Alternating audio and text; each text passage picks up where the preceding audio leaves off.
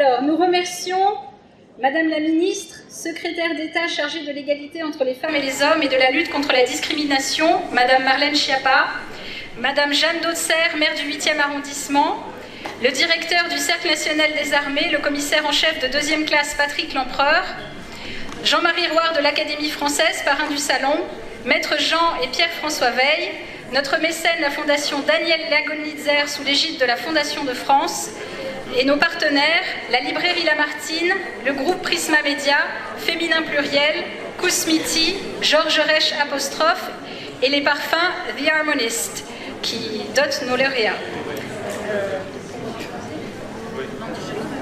Voilà. Alors je laisse la parole à Madame la Ministre qui va nous dire quelques mots.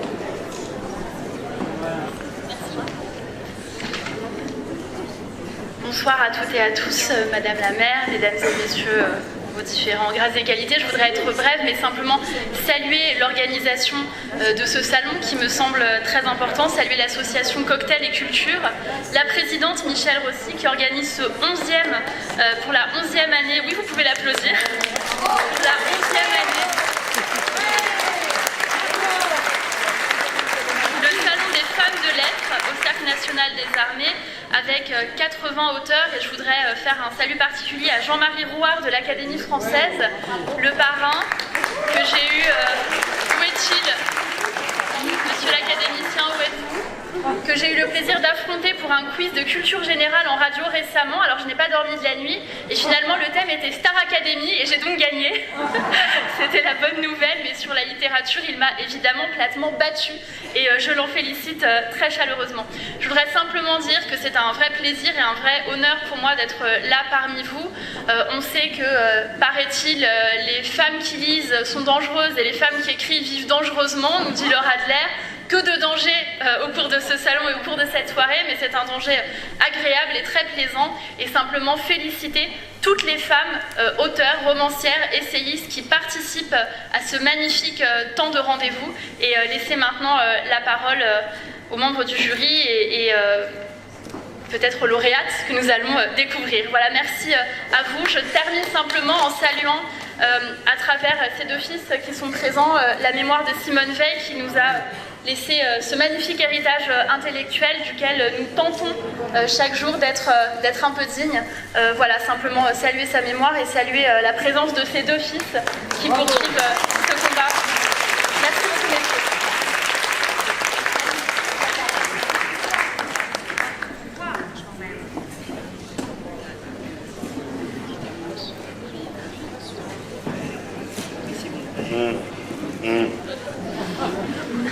Madame le ministre, oui, parce que notre père nous avait appris à dire monsieur le ministre d'abord, et puis comme c'était un homme moderne, il a suivi, et donc ensuite il est passé à Madame le ministre, Madame le maire. Ben ouais, c'est déjà un progrès formidable, parce que je ne résiste pas à vous raconter cette anecdote qui remonte à 1974 et qui montre combien tout de même notre société a évolué. Quelques semaines après sa nomination, son entrée au gouvernement, au gouvernement de Jacques Chirac, après l'élection de Valéry Giscard d'Estaing à la présidence de la République, un jour où le président recevait maman, il a dit Madame le ministre, Madame le ministre, est-ce que vous vous plaisez dans vos fonctions, est-ce que tout se passe bien, etc. Et maman lui a répondu, tout va bien. Ce qui serait formidable, c'est que quand j'arrive, les huissiers à l'Élysée veuillent bien dire Madame le ministre et non pas Monsieur. Voilà. Je pense que même vous, Madame la ministre, vous serez d'accord avec moi, notre société a tout de même formidablement évolué. Et je dois dire qu'aujourd'hui, sur scène, je me sens un peu perdu. Heureusement, il y a mon grand frère, enfin grand, mon frère aîné, on va dire. Cher Michel, c'est toujours il y a 11 ans que vous organisez ce prix magnifique. C'est toujours un plaisir d'avoir le privilège, j'allais dire le privilège d'être un enfant gâté, comme Jean et moi, et d'être invité sans aucun titre à être là et à prendre la parole parmi vous. Je voudrais vous en remercier. C'est un magnifique hommage à maman qui adorait la... C'est un magnifique hommage à maman qui adorait la littérature, qui nous a fait aimer la littérature, qui nous a fait lire.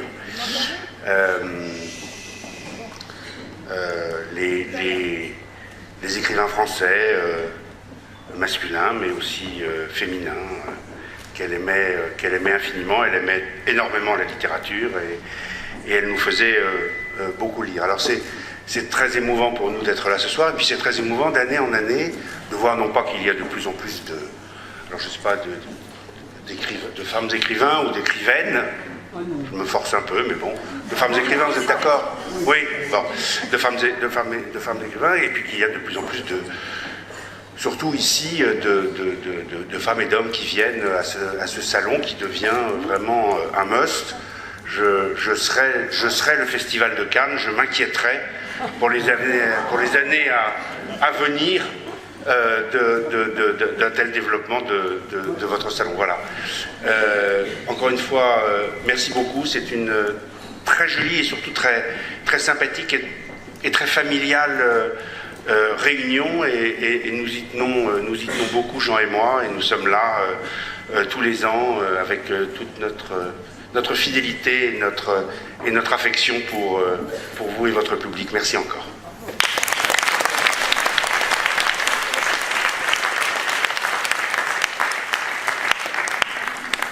Merci beaucoup pour cet hommage. Nous allons maintenant procéder à la remise du prix. Donc je vous rappelle les membres du jury du prix Simone Veil: Marie Billedou, Ariane Bois, Emmanuel de Boisson, Cécilia Duterre, Irène Frein, Anne Fulda, Alix Giraud-Delin, Michel Kahn, Céline Lacourcelle, Yann Lannes, Kénizé Mourad, Luce Perrault, Guillemette de Sérigné et Valérie Toragnan.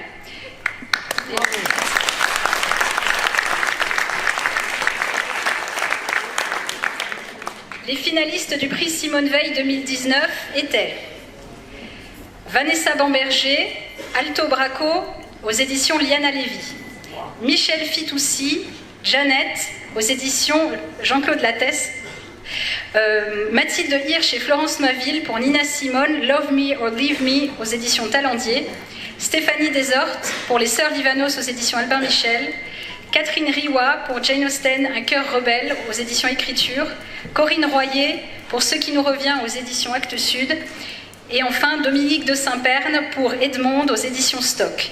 Je cède à présent la parole aux membres du jury pour vous révéler les lauréats du prix, les lauréates bien entendu, du prix Simone Veil 2019.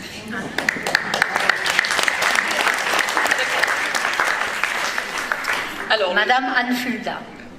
Alors, le jury a eu beaucoup de mal à se départager. Et finalement, donc, a décidé de récompenser 2 auteurs et 2 livres, et qui sont l'un et l'autre des portraits de femmes rebelles, résistantes. Donc ça ne départ pas avec le prix Simone Veil, avec d'un côté le livre de Dominique de Saint-Perne, Edmond, et de l'autre le livre sur Nina Simone, écrit par Mathilde Hirsch et Florence Noiville. Voilà. Les deux.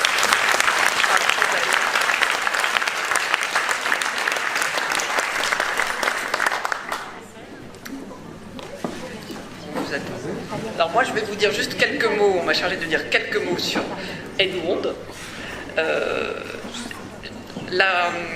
Alors j'ai vu qu'il y avait des articles qui s'interrogeaient sur la forme. Est-ce que c'est un roman? Est-ce que c'est une biographie?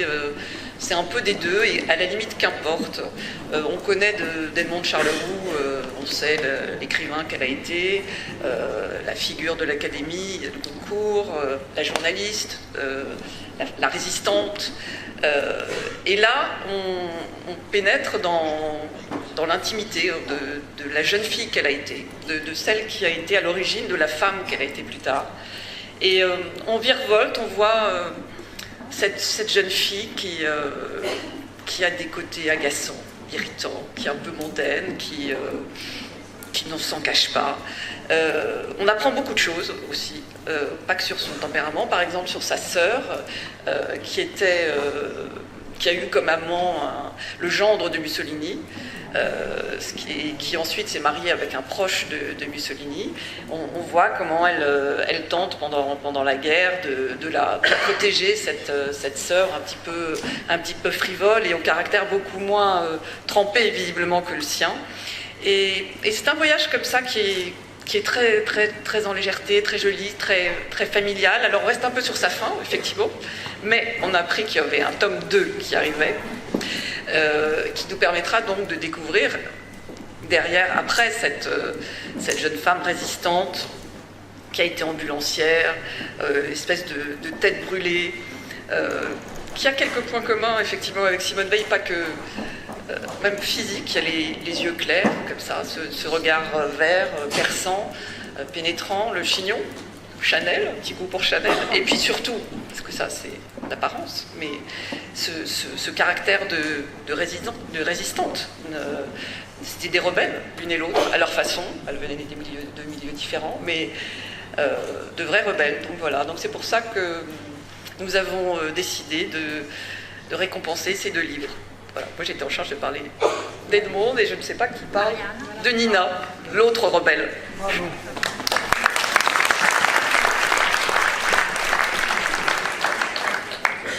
Alors nous sommes très heureuses d'avoir pu décerner le prix Simone Veil à Love Me or Leave Me, Nina Simone de Florence Noisville et Mathilde Hirsch. Alors je vous dis tout de suite, on n'a pas choisi le livre à cause du prénom Simone.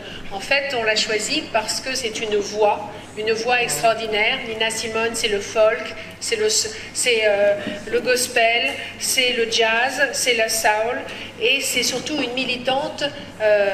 Pendant toute sa vie, elle a lutté pour les droits des femmes noires, auprès de Martin Luther King. Donc le livre raconte la vie de cette petite fille qui, à 3 ans, savait déjà jouer au piano et qui, à 10 ans, a refusé de jouer jusqu'à ce que ses parents puissent s'asseoir au premier rang comme les Blancs. Donc c'est cette force de caractère qui est retracée ici par Florence Noisville et Mathilde Hirsch, qui sont mère et fille à la ville et qui nous gratifient d'une enquête absolument formidable des États-Unis à l'Afrique, de l'Angleterre au sud de la France, où Nina Simone est morte. C'est un livre qui nous a tous touchés, émus, et qui nous a vraiment donné envie de réécouter la voix de cette femme, cette écorchée vive, qui était en quête d'absolu et de liberté, cette pionnière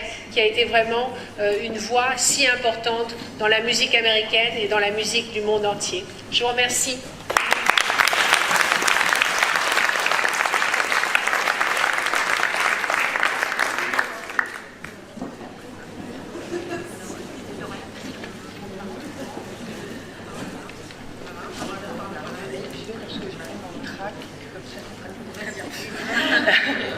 Voilà. D'abord, je suis très très fière de recevoir ce prix qui est incarné par une femme magnifique, Simone Veil. Et c'est vrai qu'il y a beaucoup de ressemblances, en tout cas déjà dans l'apparence physique entre Simone Veil et Edmond Charleroux. Et toutes deux sont nées de la guerre également, leur personnalité a émergé là. Toutes deux ont eu à affronter la souffrance de la perte. Et puis Edmond, qui était très sensible aux circonstances, au décorum aussi.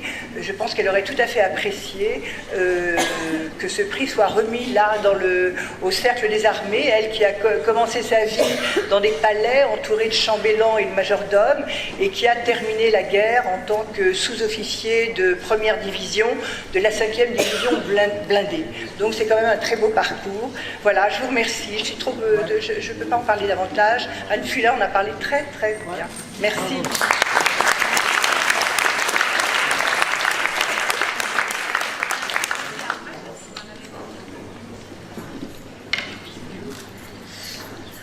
Oui, alors nous sommes très heureuses, très fières de recevoir ce prix. Nous remercions évidemment Maître Jean Veil, Maître Pierre-François Veil et les membres du jury, mais aussi Michel Rossi et tous les organisateurs du salon.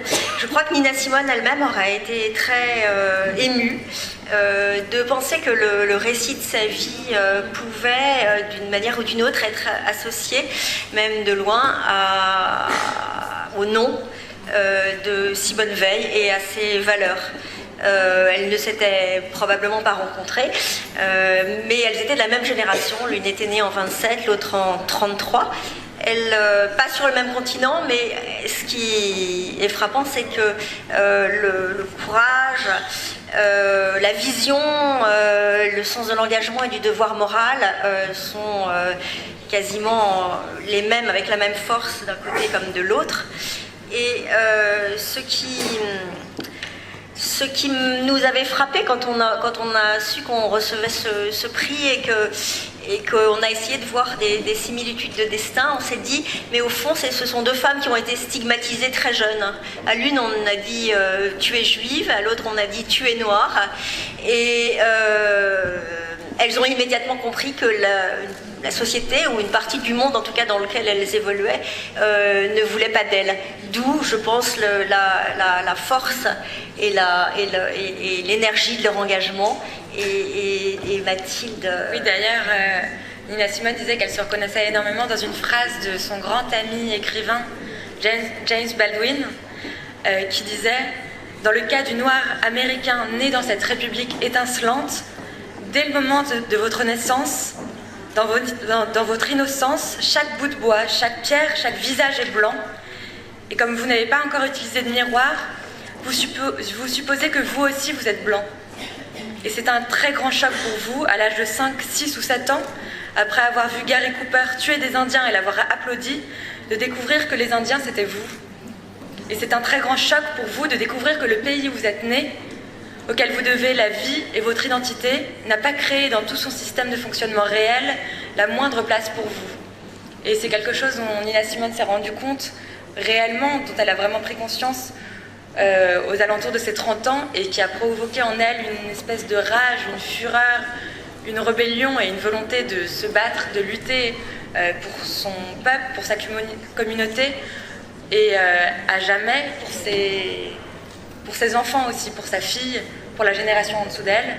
Et jusqu'au bout de sa vie, elle n'a jamais cessé de se battre. Puisque tu parles de filles, dans les deux cas, ces filles avaient des mères. Et je me souviens avoir eu la chance d'interviewer Simone Veil à la sortie de son livre « Une vie ». Et elle m'avait parlé de sa maman, Yvonne, qui je crois avait énormément compté pour elle. Et dans le cas de Nina Simone aussi, il y avait une femme extraordinaire qui était donc sa mère, qui s'appelait Mary Kate, qui était révérende, qui prêchait en Caroline du Nord, qui galvanisait les foules.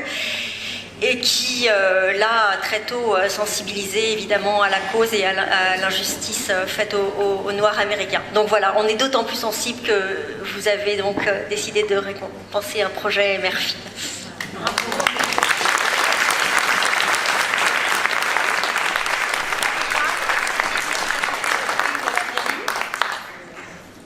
D'annoncer le prix de la mairie. Avec plaisir. Notre maire du 8e, Jeanne Dauxerre. Merci, cher Michel. On peut l'applaudir parce que si nous sommes là ce soir, c'est quand même Michel qui a tout organisé. Vous le savez, c'est une femme qui a des idées à la minute. Elle ne quitte pas le 8e arrondissement et surtout pas la mairie. Elle a toujours quelque chose à nous vendre, elle a plein d'idées, donc on essaie de l'accompagner. D'ailleurs, le cercle militaire ici est l'extension de la mairie du 8e. Nous faisons beaucoup de choses ensemble. Alors, c'est un honneur pour moi en tant que maire du 8e arrondissement de remettre le prix de la maire du 8e.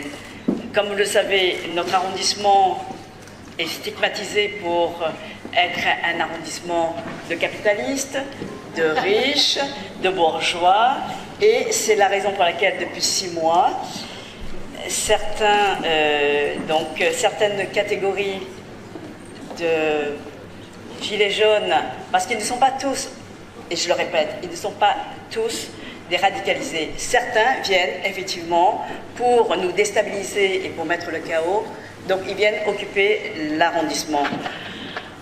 Indépendamment, effectivement, d'avoir cette population que j'ai la chance d'administrer, il y a aussi, bien sûr, une autre population, et notamment des écrivains, écrivaines, parce qu'il faut être moderne, Et dans notre arrondissement, on a un certain nombre, et je suis très fière d'être la maire d'un arrondissement, non seulement avec des acteurs économiques, mais aussi avec des écrivains, des artistes. Certains sont ce soir à Cannes, donc ils regrettent de ne pas être là. D'ailleurs, un certain nombre de personnalités ici ont préféré être ici, chez nous, au salon, que de monter les marches de Cannes. Donc on peut les applaudir.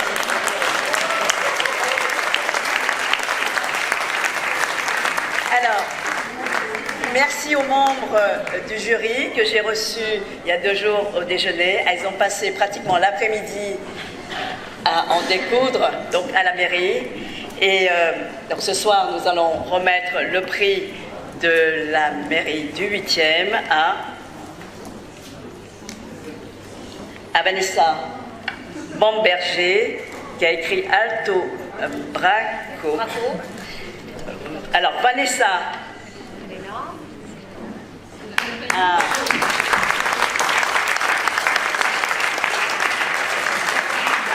Alors, vous allez me parler. Je vais vous remettre votre. Merci. Voilà la médaille. Voilà la médaille de la mairie du 8e. Je n'ai pas fait exprès, mais quand je suis arrivée, j'ai voulu absolument qu'on fasse l'arc de triomphe comme. Voilà, donc comme identité, indépendamment de l'avenue des Champs-Élysées, l'Arc de Triomphe représente pour certains ici, donc au Cercle National des Armées, l'arc représente beaucoup, et pour vous aussi. Bravo.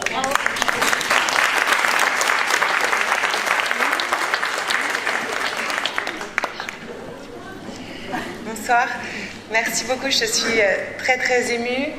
Très honorée de recevoir ce prix. C'est quand même très classe, prix Simone Veil.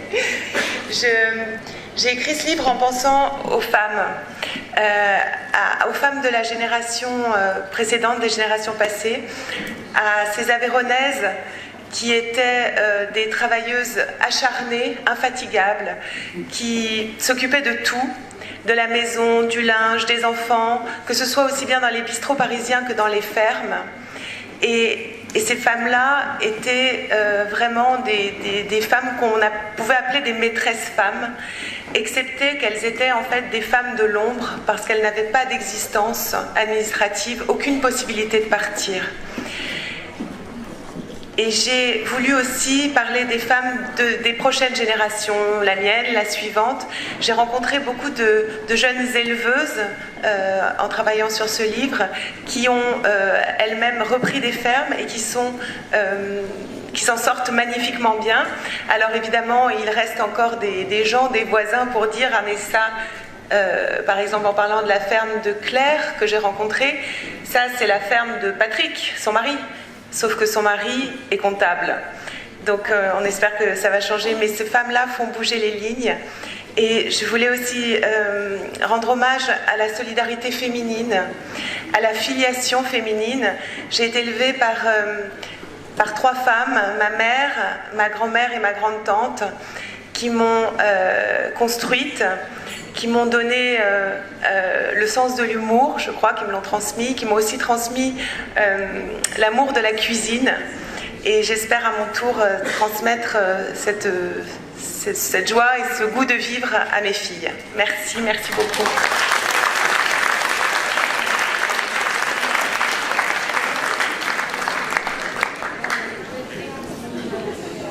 Alors, nous remercions à nouveau Madame le ministre, Madame le maire, les membres du jury, Maître Jean et Pierre-François Veil. Et bien entendu, vous pouvez continuer la séance de dédicace, en particulier pour avoir la dédicace de nos lauréates, mais également tous les auteurs qui se trouvent ici. Et nous vous remercions d'être fidèles chaque année et chaque année plus nombreux. Ici au Cercle National des Armées, nous remercions à nouveau le directeur du Cercle National des Armées qui nous accueille chaque année. Et c'est aujourd'hui son anniversaire. Et nous vous donnons rendez-vous le 4 décembre, ici même, pour notre Salon de l'Histoire,